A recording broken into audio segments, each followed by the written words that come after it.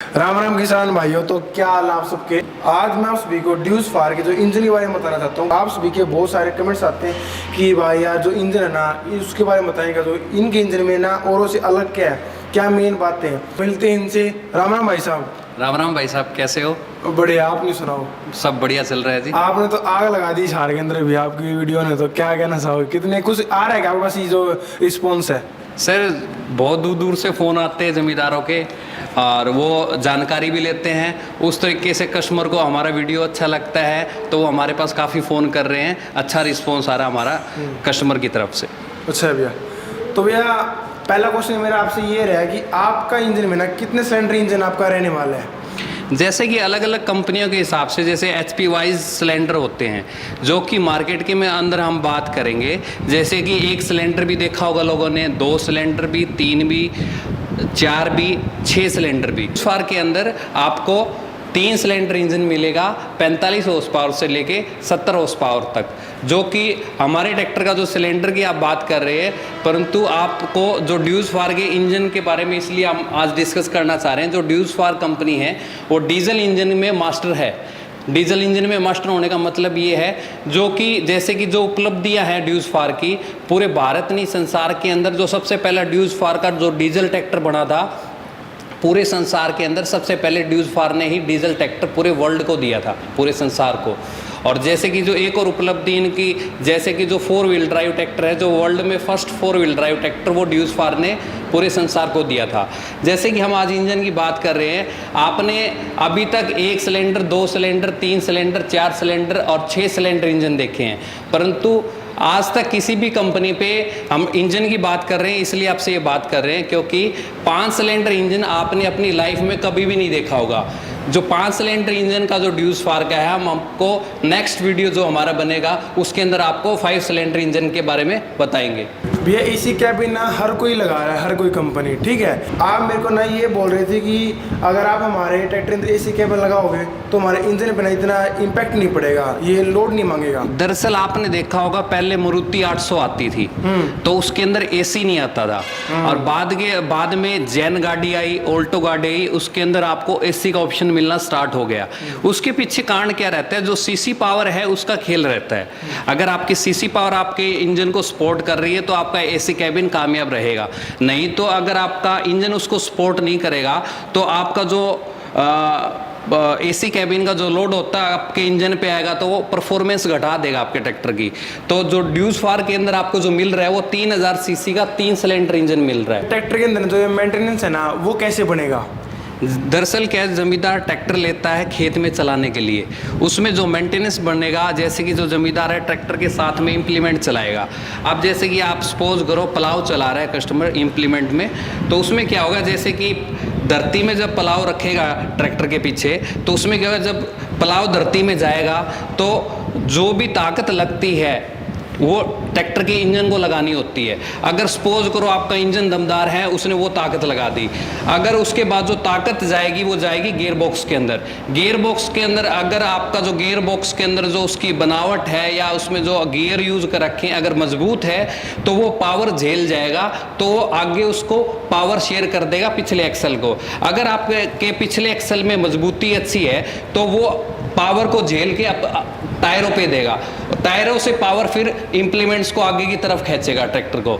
तो अगर आपके कहीं भी इंजन के पुर्जों में, गियर के पुर्जों में या अगर पिछले एक्सल के पुर्जों में ताकत नहीं होगी तो वो जल्दी से वियर एंड टियर जो खर्चा जो तो टूट फूट वो ज़्यादा बढ़ जाएगी। तो हर चीज़ का इम्पोर्टेंट रोल रहता है ट्रैक्टर के अंदर। इंजन की भी मजबूती चाहिए, गियर की भी मजबूती चाहिए, पिछले एक्सल की भी मजबूती चाहिए, जब ही वो पावर लगा पाएगा और लंबे टाइम चल पाएगा। तो भैया अगला क्वेश्चन आपसे मेरा ये है कि आपका ट्रैक्टर ना औरों से, जो अगर हम बात करें खर्चे की, तो इंजन का खर्चा आपका ना कम क्यों औरों से, क्या कारण उसका? दरअसल जो इंजन का खर्चे की आप बात कर रहे हैं, जो इंजन का खर्चा बनेगा, ट्रैक्टर का जो इंजन है उसकी लाइफ कैसी है। अब लाइफ की हम बात कर रहे हैं तो लाइफ में क्या होता है, जो हर कंपनी के ट्रैक्टर है जो मार्केट में अवेलेबल है, लगभग हर कंपनी के 5 से 7 हज़ार घंटे के अंदर इंजन जल्दी बोल जाते हैं। जो कि ड्यूस फार का इंजन है वो लगभग, अगर आप रूटीन में जो ओरिजिनल पार्ट्स यूज़ कर रहे हैं सर्विस में, तो आपके इंजन की लाइफ रहेगी 30 से 35 हज़ार घंटे की मिनिमम। आपको जो भी पार्ट इसमें डलेगा वो ओरिजिनल डालना होगा, जो ड्यूस फार कंपनी आपको प्रोवाइड करती है, उससे आपका खर्चा कम हो जाएगा। खर्चा कम कैसे हुआ, जैसे कि आपने देखा होगा मार्केट में काफ़ी कंपनियां हैं, जैसे कार सेगमेंट में भी, जैसे मारुति है जिनका इंजन 2 लाख तक ही चल पाता है, और एक मार्केट में टोयोटा गाड़ी है जिनका इंजन 10 लाख तक भी चलता है। अब जैसे आप खर्चे की बात कर रहे थे, तो जो ट्रैक्टर का लाइफ ज़्यादा रहेगा तो ज़मींदार को उसका पैसा उस पर कम लगेगा। ये पैसा इसलिए कम लगेगा क्योंकि 2 टाइप की कॉस्टिंग होती है, एक तो होती है प्राइमरी कॉस्टिंग, एक होती है सेकेंडरी कॉस्टिंग। जो प्राइमरी कॉस्टिंग होती है उसके अंदर क्या रहता है, जो आप ट्रैक्टर ले रहे हो, जो आप कॉस्ट, जो आप उसका पैसा दे रहे हो, जो आप परचेज करने जाते हो, उसको बोलते हैं प्राइमरी कॉस्टिंग। और जो सेकेंडरी कॉस्टिंग क्या रहती है, अगर आपने परचेज कर लिया, जब आप उसको लंबे टाइम चलाते हो, आप जो ट्रैक्टर के अंदर जो टूट फूट रहेगी या वियर टियर रहेगा, जो वो खर्चा निकल के आता है, वो सेकेंडरी कॉस्टिंग में आता है, जिसमें आपकी सर्विसिंग भी आ जाती है, हाइड्रोलिक ऑयल भी आ जाता है, गियर की मेंटेनेंस, रियर एक्सल की मेंटेनेंस, इंजन की मेंटेनेंस। इससे आपका खर्चा जो रहेगा इंजन का, उससे वो डिसाइड होगा। अगर आपके ट्रैक्टर की लाइफ और ट्रैक्टर के कंपेयर में 4 से 5 गुना लाइफ है, तो अगर आप सपोज करो एक इंजन की ओवरऑलिंग करवाने के लिए 30 से 35 हज़ार का खर्च आता है, और अगर आपका ट्रैक्टर 5 गुना लाइफ उसकी ज़्यादा है, तो आप उसको 5 टाइम मल्टीप्लाई कर लो, जिससे कि उतने साल आप चलाओगे, उतने पैसे आप इंजन में ही बचा लोगे। भैया आपसे ना मेरा अगला क्वेश्चन ये है कि आपके ट्रैक्टर की जो ये इंजन की लाइफ है ना, वो कितनी मिल रही है हमें? जो हमारी ड्यूस फार ट्रैक्टर के अंदर, जो वैसे तो लाइफ डिपेंड करता है कस्टमर पे, उसका रख रखाव कैसा है। जो कंपनी अपने हिसाब से, जो रख रखाव के हिसाब से जो पार्ट कस्टमर हमारा यूज़ करेगा ड्यूस फार का ओरिजिनल, तो उसकी लाइफ रहती है 30 से 35 हज़ार घंटे की मिनिमम। और हम आगे डिस्कस करेंगे लाइफ कैसे अदर के मुकाबले में ज़्यादा रहती है। तो भैया मैंने ना आपकी एक बात सुनने में आई, तो आपके ट्रैक्टर के इंजन के अंदर ना 3 टाइप की कूलिंग सिस्टम होता है, वो क्या है जिससे आपकी जो इंजन है वो बढ़ता है, उसकी लाइफ बढ़ती है? जैसे कि आज के टाइम हम बात करें इंजन, आप जो क्वेश्चन कर रहे हो वो इंजन की लाइफ के बारे में बात कर रहे हो, वो कैसे उसकी लाइफ बढ़ती है। तो इंजन जो फेलियर्स होते हैं इंजन के, 2 टाइप के फेलियर्स होते हैं। एक तो ट्रैक्टर बैक प्रेशर हो जाए, या एक ट्रैक्टर सीज हो जाए। तो बैक प्रेशर होना क्या होता है, जैसे कि आप देखेंगे, जो ये ट्रैक्टर का एयर क्लीनर है, जो ड्राई एयर क्लीनर रहता है, वेट एयर क्लीनर नहीं रहता, ये इसकी लाइफ, इंजन की लाइफ को बढ़ाता है, क्योंकि जो यहाँ से जो मिट्टी है उसको प्योरीफाई करेगा। अगर ये अच्छी तरह प्योरीफाई करके इंजन के अंदर डालेगा, इसके जो बारीक कण होते हैं मिट्टी के, वो ट्रैक्टर के अंदर नहीं जाएंगे, तो उससे क्या आपकी लाइफ बढ़ेगी। वो लाइफ कैसे बढ़ेगी, क्योंकि अगर यहाँ से मिट्टी गई तो सिलेंडर और जो स्लीव है और रिंग है, उसके बीच में जाके मिट्टी फंस जाएगी। वो मिट्टी पॉलिशिंग का काम करेगी, रेगमार का काम करेगी, तो जिससे क्या है, जो उनका गैप होएगा रिंग और स्लीव के बीच में, वो बढ़ जाएगा। जिससे क्या होगा, आपका जो कंप्रेशन बन रहा है वो कम बनेगा और वो प्रेशर लीक कर देगा, उसको हम बोलेंगे बैक प्रेशर होना। दूसरा कारण क्या रहता है, बैक प्रेशर ओवरहीट होने से भी होता है। अगर ट्रैक्टर का इंजन ज़्यादा गर्मी उठा रहा है, उस वजह से भी बैक प्रेशर ट्रैक्टर हो सकता है। और जो दूसरा कारण रहेगा, जिसको हम बोलते हैं सीज होना। सीज होने का क्या तरीका रहता है, जो जैसे कि आपका सिलेंडर है, अगर उसका पिस्टन का साइज जो कंपनी ने दिया है, अगर वो हीट हो गए, फैलाव करता है पिस्टन का जो साइज, अगर वो फैलाव करेगा तो वो क्या करेगा, स्लीव के अंदर वो फ्रिक्शन बनेगा और रगड़ के खा के वो सीज हो जाएगा। तो उससे क्या होता है कि ज़मींदार का बैक प्रेशर और सीज होना, 2 टाइप से ही इंजन खराब होता है। अब ये अपने ट्रैक्टर में आपको इन चीज़ों से कैसे बचाएगा, जो डिस्कस कर रहे थे, वो कर रहे थे 3 टाइप का कूलिंग सिस्टम। 3 टाइप के कूलिंग सिस्टम में क्या रहता है, सबसे पहले ऑयल रहता है सर। जो चैम्बर के अंदर ऑयल होता है, वो उसका मेन मैटर कैसे रहता है, क्योंकि ऑयल, जैसे अंदर कोई चीज़ चल रही है तो ट्रैक्टर तो गर्म हो रहा है, जैसे कि धुआं बाहर निकल रहा है, तो कहीं तो फायर या आग लग रखी है, पिस्टन के ऊपर फायर लगता है, तो फायर होगा तो फायर गर्म होएगा, गर्म होएगा तो उससे क्या है, उसकी तासीर बदलेगी। तो उसको क्या है, अगर रेगुलर आपका 8 से 10 घंटे काम कर रहा है तो अगर ट्रैक्टर आपका ओवर हीट हो रहा है तो उसमें क्या होगा, उसको ठंडा कैसे रखा जाए। उसको ठंडा रखने के लिए कंपनी ने क्या किया है, जैसे अदर कंपनियां हैं, कोई कंपनी 12 लीटर 13 लीटर कोई 10 लीटर की सर्विसिंग रहती है। पहली बात तो हमारी जो सर्विस कॉस्टिंग है वो कम रहती है अदर कंपेयर में, क्योंकि हमारे में 7.5 लीटर ही आता है। अब क्या, जो कंपनी ने इसके अंदर ऑयल डाल दिया, अब ऑयल किस तरीके से वर्किंग करेगा, इसके अंदर कंपनी ने क्या किया है, हर सिलेंडर के लिए अलग अलग स्प्रे जेट दिए। स्प्रे जेट का मतलब होता है फुहारा। मोबिल को यहाँ से सक करेगा नीचे से चैम्बर से, और वो फुहारा पिस्टनों के नीचे मारेगा, जिससे उससे क्या होगा, जो पिस्टन है वो उसको कूलिंग मिलेगी, और दूसरी बात जो घिसाई बनती है गर्म होके, और जो एक लेयर बना देता है लुब्रिकेंट की, जिससे क्या फ्रिक्शन भी कम होता है, जिसकी आपकी इंजन की स्मूथनेस बढ़ जाती है। ठीक है जी, पहला था हमारा ऑयल का, जिसमें हम स्प्रे जेट की बात कर रहे थे। अब जो दूसरा पॉइंट है हमारा जो कूलिंग का, वो रहता है एयर का। एयर का कूलिंग सिस्टम इसका ओरोस बैटरी इसलिए रहता है क्योंकि जो शो की डिजाइनिंग इस तरीके से की गई है, जो आगे जाली दे रखी है, इस जाली से ज़्यादा हवा को अंदर की तरफ लेता है, और ऐसा हवा का बाउंडर बनता है इतना ज़्यादा, जिससे कि ट्रैक्टर की कूलिंग बढ़ जाती है। उस बाउंडर को बढ़ाने के लिए एल्युमिनियम का फैन यूज़ करती है ट्रैक्टर के अंदर। अदर ब्रांड में आपको लोहे या प्लास्टिक के फैन मिलेंगे, इसमें आपको एल्युमिनियम मिलेगा, जिसका कारण क्या रहता है, एल्युमिनियम की प्रॉपर्टी रहती है वो ठंडा रहता है। वो जो एयर को सर्कुलेट भी करेगा तो वो ठंडा ज़्यादा करके करेगा इंजन को।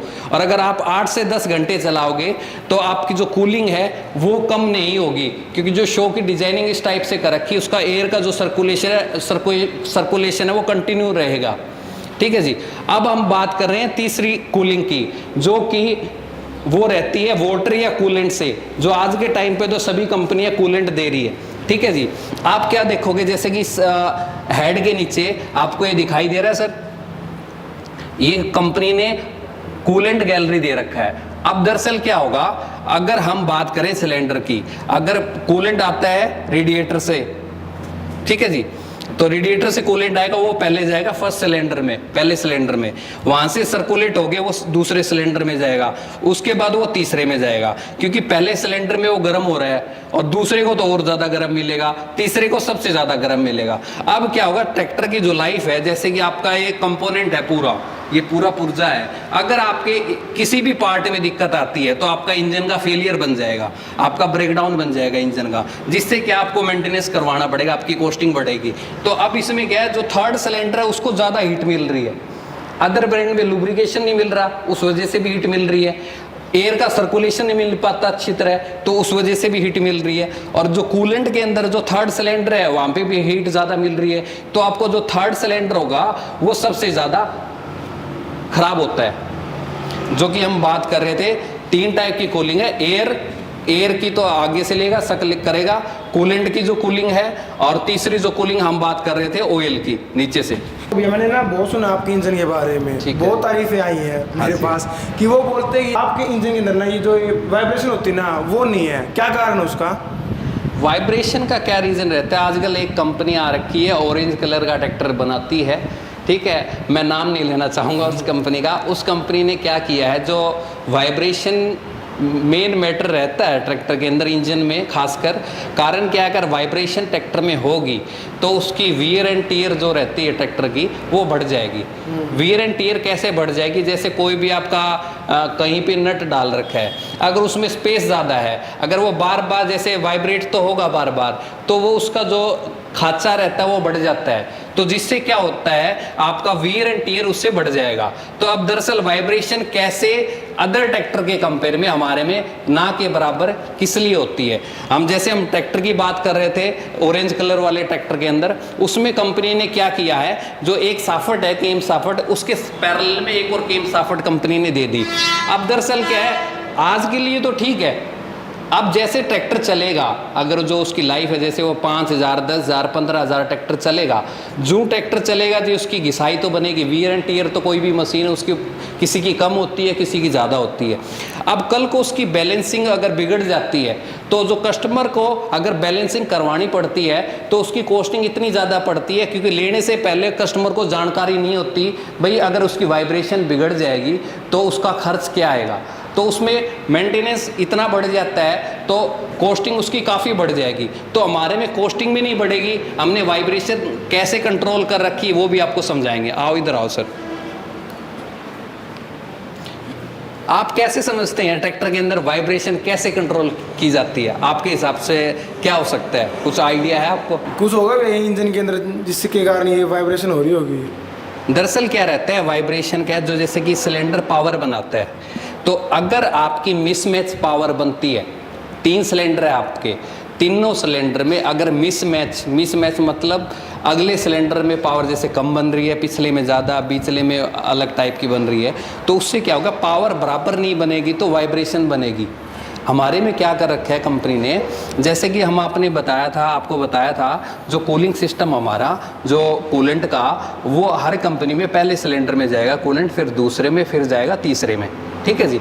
अब क्या होता है जो हीट है हर सिलेंडर की अलग अलग होगी। मैंने आपको बोला कि 3rd सिलेंडर के अंदर हीट ज़्यादा प्रोड्यूस हो रही है, ठीक है, ज़्यादा बन रही है। तो अब क्या है, जैसे कि इस सिलेंडर में हीट कम है, 3rd में ज़्यादा है, तो 3rd में हीट ज़्यादा होगी तो पावर भी, जो फ्यूल इसके जो नोजल्स होती हैं जो इंजेक्शन करेगी तेल को, तो तेल का जो छिड़काव होगा उसका कंबंशन बहुत अच्छे तरीके से होगा, तो हीट ज़्यादा होगी। तो यहाँ पे सपोज करो 10 हॉर्स पावर तीसरा सिलेंडर बना रहा है, 7 हॉर्स पावर अगला बना रहा है, पहले से ज़्यादा दूसरे में हीट ज़्यादा है तो सेकंड सिलेंडर 8 हॉर्स पावर बना देगा। 7, 8, 10 हॉर्स पावर अलग अलग सिलेंडर में बन रही है, तो उससे क्या होगा, जो पावर बन रही है मिसमैच बन रही है, तो एक समान नहीं बन रही। हमारे ट्रैक्टर के अंदर क्या होता है कि जो ये कूलेंट का जो सिस्टम होता है वो तीनों सिलेंडरों का जो टेम्परेचर होता है वो कॉमन होता है जी। अगर तीनों सिलेंडरों का टेम्परेचर कॉमन होगा तो पावर भी बराबर बनेगी। अगर पावर बराबर बनेगी तो वाइब्रेशन नहीं होगी। अगर वाइब्रेशन नहीं होगी तो आपका जो वियर एंड टीयर रहता है, जो घिसाई होती है टाइम के हिसाब से, वो ना के बराबर बनेगी, जिससे आपकी इंजन की लाइफ और ट्रैक्टरों के मुकाबले में काफ़ी बढ़ जाती है। और वाइब्रेशन नहीं होगी तो आपका मेंटेनेंस बहुत कम हो जाता है, ठीक है सर। जैसे कि हम अभी डिस्कस कर रहे थे, हमारे ट्रैक्टर में वाइब्रेशन नहीं है। अगर बराबर पावर बनेगी तीनों सिलेंडर की तो उससे क्या होगा, जो आपका जैसे जो इंजन पावर जनरेट कर रहा है, जो आपका इंजन पावर आपको दे रहा है, तो और ट्रैक्टर के कंपेयर में आपको पावर भी ज़्यादा मिलेगी। अगर आपको पावर पूरी मिलेगी तो आपका जो डीजल की कंजप्शन है, जो डीजल का खर्चा है, वो भी कम हो जाएगा। और जो आपका जैसे कि हम टॉर्क की बात कर रहे हैं, जो हमारे ट्रैक्टर के अंदर 3 सिलेंडर ट्रैक्टर है, आपको इसके अंदर 249 का टॉर्क एनएम का आपको अवेलेबल रहेगा, जो अदर ट्रैक्टर के कंपेयर में जो टॉर्क रहता है हमारे ट्रैक्टर का ज़्यादा रहता है, जिससे पावर ज़्यादा बनेगी तो आपके ट्रैक्टर का पिकअप भी अच्छा रहेगा। अगर बेटर टॉर्क है तो बेटर पिकअप रहेगा आपका अदर ट्रैक्टर के मुकाबले में। तो भी आपके ट्रैक्टर के अंदर औरों के मुकाबले ना जो सर्विस कॉस्ट है ना वो कम क्यों है, क्या कारण है उसका, जो कि हमें आप बोल रहे हो कि हमारी सर्विस कॉस्ट है वो ना के बराबर ही है इंजन की? दरअसल क्या रहता है सर, मेंटेनेंस तो जीरो है हमारे ट्रैक्टर के अंदर, जो कूलिंग सिस्टम है उससे भी, ठीक है सर। और जो इंजन ऑयल होता है उसकी लाइफ कैसे बढ़ती है उसके बारे में हम डिस्कस करेंगे। जैसे कि आप इंजन के अंदर, हमने आपको बोला अदर ट्रैक्टर के कंपेयर में हमारे ट्रैक्टर का जो ऑयल है 7.5 लीटर आता है। 70 HP तक हमारा जो ऑयल रहेगा वो 7.5 लीटर रहेगा। अदर जो कंपटीटर है आपको 10, 12, 13 लीटर तक आपकी इंजन की सर्विस होती है। अगर वो जितना बड़ा कुआं खोदोगे उसको भरने में उतना ही पैसा लगेगा, ठीक है जी। अगर हम 7.5 और 13 की बात करें तो कॉस्टिंग में डबल आ गया, ठीक है जी। अब क्या होता है जी, कम तेल में कैसे काम करता है ट्रैक्टर और उसे बेटर। अब कस्टमर के मन में यही रहता है ज़्यादा तेल होगा तो ज़्यादा लुब्रिकेशन होगा, ऐसा नहीं रहता। दरअसल क्या है, जैसे कि पहले बूढ़े नहाते थे अपने, ठीक है जी, पाटड़े पे बैठ के बाल्टी लेके, तो वो पूरी बाल्टी अपने पर डाल लिया कर दे, फिर भी धोती उनकी सूखी पाया कर दी। तो उसमें क्या था, वो टेक्नोलॉजी थी पुरानी। अगर हम आज की बात करें, आजकल जो बाथरूम में फुहारा सिस्टम लग रखा है, आपको ज़्यादा नहीं, लगभग 2 लीटर पानी के अंदर ही आपका सारा का सारा शरीर पूरा गिल्ला हो जाता है, ठीक है जी। वही टेक्नोलॉजी इसके अंदर यूज़ कर रखी है। कंपनी कहती है जी कस्टमर का जो खर्चा वो कैसे हम उसको कम करें, और खर्चा कम करने से हमारे ट्रैक्टर की लाइफ किस तरीके से हम उसको यूज़ करें जिससे हमारी इंजन की लाइफ बढ़े, ज़मींदार उसको लंबा टाइम चला पाए। तो इसके अंदर क्या किया कंपनी ने, जो 7.5 लीटर डाला है, इसके साथ में कंपनी ने हर सिलेंडर के लिए स्प्रे जेट दे दिया। अब क्या लुब्रिकेशन जाएगा जो ट्रैक्टर के अंदर, वो औरों से ज़्यादा इसलिए जा रहा है क्योंकि हर जो सिलेंडर के नीचे स्प्रे जेट लगा रखा है वो 1 मिनट में 1.5 लीटर की सप्लाई हर सिलेंडर को दे रहा है। तो ऐसा नहीं कि भाई कम तेल होने से लुब्रिकेशन कम हो जाएगा। जो हमारी टेक्नोलॉजी औरों से एडवांस है, जिस वजह से जो ऑयल यूज़ कर रखा है कम कॉस्टिंग आए ज़मींदार की, और उसका यूज़ कैसे ज़्यादा हो और कैसे उसकी लाइफ बढ़े। अब अदर ट्रैक्टर के कंपेयर में अगर जो हमारा लुब्रिकेशन है, इसका जो ऑयल रहता है ड्यूस फार का, वो औरों से अलग भी रहता है सर। जैसे हम बात कर रहे हैं बार बार कि भाई आप ड्यूस फार का ओरिजिनल पार्ट यूज़ करें, वो इसलिए कहते हैं जैसे जो ड्यूस फार का ऑयल है उसके अंदर आपको 9 ग्रेडियंट्स मिलते हैं। 9 ग्रेडियंट्स का मतलब ये है जो ऑयल के अंदर ऐसे केमिकल यूज़ किए जाते हैं जिससे, जैसे कि मोबिल होता है, जैसे कुछ टाइम चलता है 100-150 घंटे, काफ़ी कंपनियों का मोबिल ज़्यादा गाढ़ा होने लग जाता है। तो इसमें कंपनी ने क्या कर रखा है, जैसे ऑयल कूलर लगा रखा है, जो ये पाइप जा रही है, ये कूलेंट की पाइप जा रही है यहाँ से और वापस उल्टी रेडिएटर के अंदर जा रही है। इसमें जो टेम्परेचर कूलेंट का होगा वही मोबिल का टेम्परेचर रहेगा। अगर ज़्यादा ओवर हीट मोबिल नहीं होगा तो वो गाढ़ा भी नहीं होगा और उसकी लाइफ भी बढ़ेगी। ठीक है सर।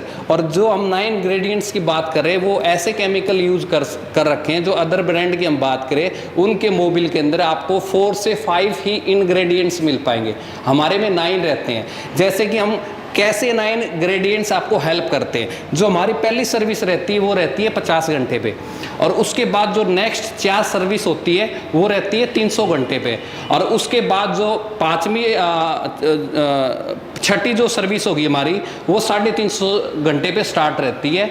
और उससे क्या है, अगर आपकी नेक्स्ट कोई भी सर्विस होगी वो 350 घंटे के बाद ही होगी। ऐसा नहीं कि भाई आपका टाइम कम हुआ है, आपका जैसे ट्रैक्टर रनिंग बढ़ेगी 300 से 350 पे आपका ट्रैक्टर जा रहा है, तो मोबिल के अंदर भी ऐसी खासियत रहेगी जिस वजह से उसका ड्यूरेशन बढ़ रहा है। भैया अगला क्वेश्चन मेरा आपसे ये है कि जो मैं इंजन देख रहा हूँ ना, इसके ऊपर ये अलग अलग जो सिलेंडर ये दिए गए, क्या कारण है उसका?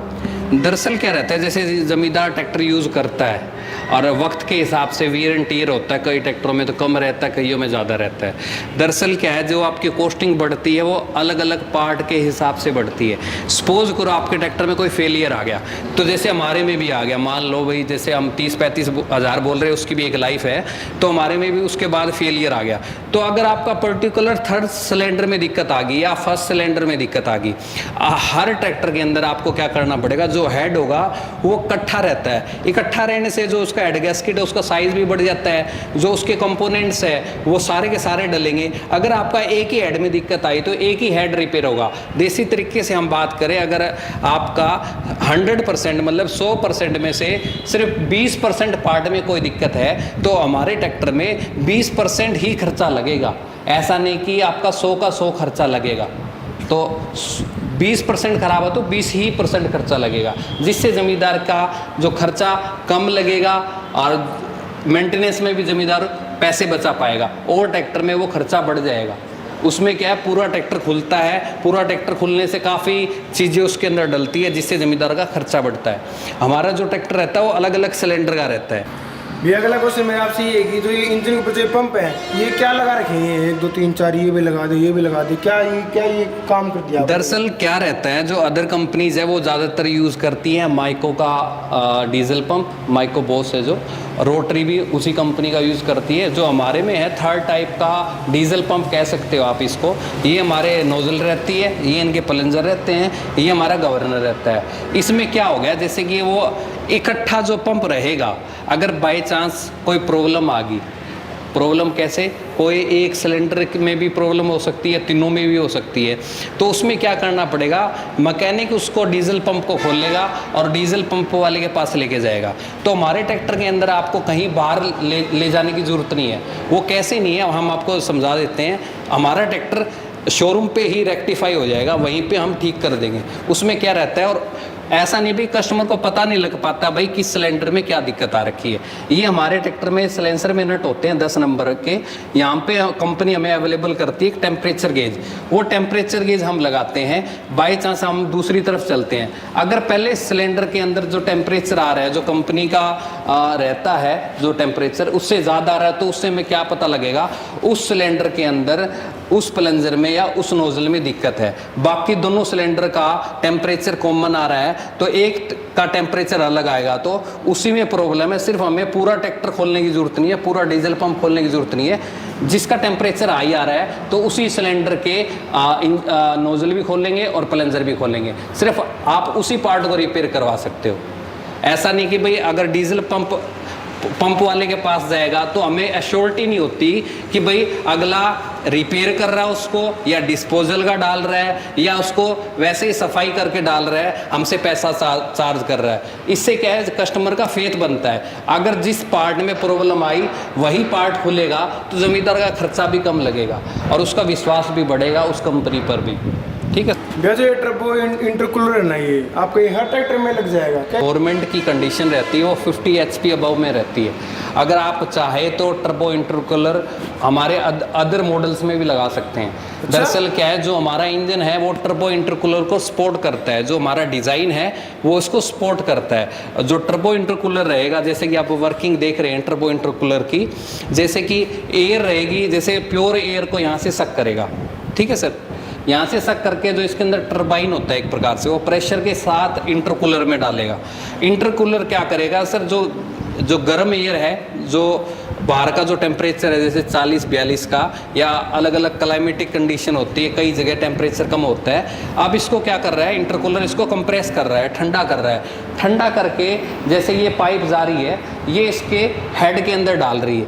ठीक है सर, अब क्या होता है, जैसे कि जो टेम्परेचर की हम बात कर रहे थे, जैसे कि कस्टमर कहता है सर मैं टर्बो लगाने से मेरा काम चल जाएगा, मेरा परफॉर्मेंस बढ़ जाएगा। ऐसा नहीं, इसके लिए तीन कंपोनेंट की ज़रूरत होती है। टर्बो भी चाहिए, इंटरकूलर भी चाहिए, EGR सिस्टम भी चाहिए। तो इसमें क्या रहता है, जैसे कि जो टेम्परेचर यहाँ पे आ रहा है, और वो सपोज करो जहाँ टेम्परेचर कम है जिस एरिया में, वहाँ पे तो ज़्यादा ठंडा हो जाएगी एयर, ज़्यादा कंप्रेस हो जाएगी, तो उसको एक सफिशिएंट तरीके से हमें मेंटेन करना पड़ेगा उसको, एयर को। जिस वजह से जो अंदर जो प्रोसेस चल रही है कंबशन की, उसके अंदर जो फ्यूल डल रहा है वो अच्छी तरीके से उसको ऑक्सीजन सप्लाई मिलेगी, तो वो पूरी पावर जनरेट करेगा। तो इसके लिए क्या है, कंपनी का जो सिस्टम रहता है, EGR भी नेसेसरी है ट्रैक्टर के अंदर उस टेम्परेचर को मेंटेन करने के लिए, जो एयर आपका इंटरकूलर पास ऑन कर रहा है। अगला क्वेश्चन मेरा आपसे ये है कि एक तो आपका जो फ्यूल टैंक है ना, ये प्लास्टिक का है, ठीक है? ठीक है जी। और ये ना इसकी सपोर्ट कैसे कर रहे हैं इंजन की, क्या कारण है उसका? दरअसल क्या है, जो हमारे ट्रैक्टर के अंदर जो फ्यूल टैंक रहता है वो फाइबर का रहता है सर। ठीक है सर, फाइबर के रहने से क्या होता है, जैसे कि लोहे का टैंक होगा तो उसके अंदर क्या होता है, गैसेस ज़्यादा बनती है, वेपोरेशन जो प्रोसेस होती है, जो ट्रैक्टर रेगुलर चलता है तो उसकी हीट पास ऑन टंकी को होती है। अगर जैसे हम बात करेंगे, जैसे कोई कुर्सी है प्लास्टिक की, अगर आप उसको धूप में रखेंगे वो ज़्यादा हीट नहीं होगी। अगर कोई मेटल है, लोहे का है, उसको आप धूप के अंदर रखेंगे तो वो ज़्यादा हीट होगा। तो ये हीट को एब्जॉर्ब भी करती है। ठीक है जी। दूसरी बात, उससे क्या है जी, इसका वेपोरेशन जो प्रोसेस होता है, जो वाष्पीकरण होता है, जो पानी बनता है वो कम बनता है। और तीसरी बात, जो ये तेल जो इंजन को मिलता है वो मिलता है ऊपर से, ना कि हर ब्रांड में क्या रहता है कि जो तेल मिलेगा आपको डीजल, वो नीचे से मिलेगा। अगर नीचे से मिलेगा जो उसके अंदर कचरा बना हुआ है तो वो आपके इंजेक्टर या डीजल पंप उसको ख़राब करेगा। इससे क्या है, जो हमारा फ्यूल ऊपर से लेगा, जो कचरा रहता है वो नीचे रहता है। प्योर ऑयल लेगा तो आपके जो नोजल है, पंप है या गवर्नर है, वो आपके ख़राब नहीं होंगे, उनकी लाइफ बढ़ जाएगी अदर ट्रैक्टर के कंपेयर में। तो भी आप लास्ट में जानते हैं आपसे आपका नाम क्या है, फ़ोन नंबर क्या है और आपके शोरूम की लोकेशन क्या है? सर मेरा नाम दीपक देसवाल है, जो कि मेरा फ़ोन नंबर रहेगा 9017978213। कि आज आपने देखा जो हमारा वीडियो था आज, वो हमारे इंजन के बारे में था। वो इंजन इंजन के बारे में हमने स्पेशली इसलिए वीडियो बनाया था, जो इंजन और ट्रैक्टरों से अलग कैसे रहता है और आपकी कैसे हेल्प करता है। हेल्प का जो तरीका रहता है, जैसे कि जो आपकी लाइफ रहेगी इंजन की अदर ट्रैक्टर के कंपेयर में ज़्यादा रहेगी, तो आपका जो मेंटेनेंस होगा वो कम बनेगा और आपकी जेब से पैसा कम निकलेगा और आप उसको अच्छी तरीके से लंबे टाइम तक चला पाओगे। और क्योंकि हम इंजन की बात कर रहे थे, क्योंकि इंजन अगर आपका ओके है, जब भी आपका गियर काम करेगा, जब भी आपका रियर एक्सल काम करेगा। अगर आपके इंजन में जल्दी प्रॉब्लम आती है, आपका ट्रैक्टर रुकेगा, तो आपकी जो आप चाहे किराए का काम करते हैं या आप घर का भी काम करते हैं, अगर आपका ट्रैक्टर खड़ा हो जाएगा तो आपको खर्चा भी लगाना पड़ेगा, आपका टाइम भी वेस्ट होता है। वो चीज़ों को हम दूर करने के लिए हम आज जो वीडियो बना रहे थे वो इंजन के बारे में इसलिए बना रहे थे ताकि आप जमींदार भाइयों को ये पता लग सके भाई हम ड्यूस फार का ट्रैक्टर ले रहे हैं, वो अदर ट्रैक्टर के कंपेयर में भाई महंगा रहेगा, सस्ता रहेगा। अगर जमींदार भाइयों आपको हमारा वीडियो पसंद आया तो आप उसे लाइक भी करें, कमेंट भी करें। अगर आपका कोई क्वेश्चन या क्वेरी रहती है तो आप कमेंट्स में हमें डाल सकते हैं। और आप जो हमारा पेज रहेगा वो रहेगा शामी ड्यूस फार हिसार के नाम से यूट्यूब पर, आगे के वीडियो देखने के लिए। आपसे मेरा क्वेश्चन ये भी है, आपको जैसे जो क्वेरीज की हम बात कर रहे थे, आप आगे किस चीज़ के बारे में डिस्कस करना चाहते हैं, हम उस मुद्दे पे आपके साथ डिस्कशन कर पाए और उसकी नॉलेज आपको दे पाए, तो आप हमें कमेंट्स में डालिएगा। अगर आपको ये वीडियो अच्छी लगी तो लाइक कर देना, शेयर कर देना, क्या फिर आप मेरे को सब्सक्राइब कर देना, ठीक है। और आपने अभी तक मेरे को इंस्टाग्राम पे फॉलो नहीं किया तो फॉलो कर लो, देख क्या रहे हो आपकी स्क्रीन पे मेरा हैंडल आ रहा है। और गाइज मैं मिलूंगा आप सभी से कल एक नई वीडियो के साथ, और बताना कि आप मुझे कि आप अगली वीडियो किस टॉपिक पे देखें, ठीक है। Bye bye.